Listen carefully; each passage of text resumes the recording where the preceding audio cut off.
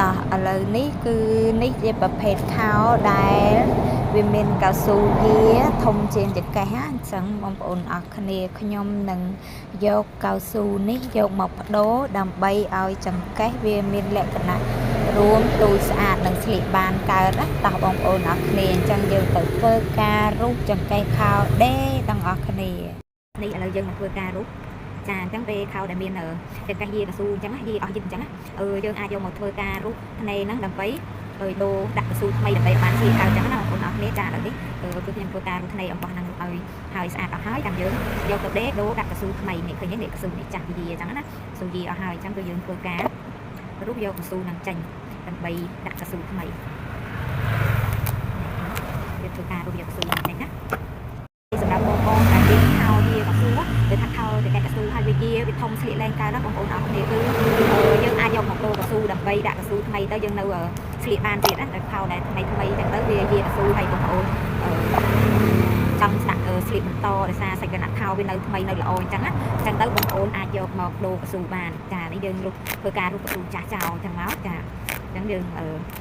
រូបអាកៅស៊ូចាស់ហ្នឹងចេញទៅយើងដូរដាក់ថ្មីទៅខោយើងគឺនៅស្អាតដូចដើមនៅថ្មីល្អអញ្ចឹងណាបងប្អូនអរគ្នាចានេះឥឡូវនេះខ្ញុំធ្វើការរូបចង្កេះខោហ្នឹងរួចហើយចាអញ្ចឹងយើងយកខោនេះទៅខុងដើម្បីកុំឲ្យវាសាច់ហើយចាំយើងយកមកដេរជាមួយនឹងកៅស៊ូឥឡូវក៏ពីរូបខោទៅយកខោមកខុងដើម្បីឲ្យវាស្អាតកុំឲ្យវាសាច់អញ្ចឹងទៅកាត់ហើយកាន់ពីកាត់ខាងទៅវាបាក់ធំពីខាងណាបងប្អូនអរគ្នាចាកាន់ខាងដៃម្ខាងទៀតគឺកាន់ខោចាឥឡូវយើងខុងរួចហើយយើងក៏យកទៅដេរដាក់កៅស៊ូអញ្ចឹងគឺយើងធ្វើការយកកៅស៊ូនេះមកដេរពុំចូលគ្នាយើងថាឲ្យត្រូវចាំមកកុំឲ្យវាដាច់ចឹងណាចាអញ្ចឹងបន្ទាប់ពីយើងទៅដេរចឹងហើយយើងក៏យកខោដែលយើងនោះហើយណាគឺយើងយកមកដាក់ចង្កេះចូលហើយយើងដេរធម្មតា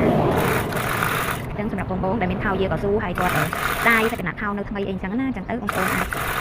ដូរកៅស៊ូឡើងវិញបានព្រោះថាវាគាត់តែយាកៅស៊ូចឹងណាអញ្ចឹងយើងអាចដាក់កៅស៊ូថ្មីមកគឺបានខោថ្មីហើយ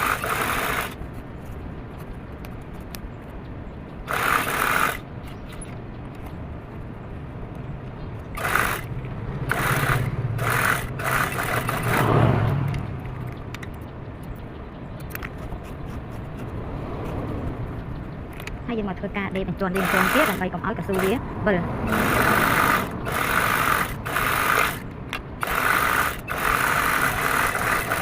នេះតែប៉ុណ្ណឹងមករួចហើយស្រេចយើងបានខោដែលមានកៅស៊ូនៅថ្មីអាចស្លៀកបានឡើងវិញញ៉ាំស្អាតចា៎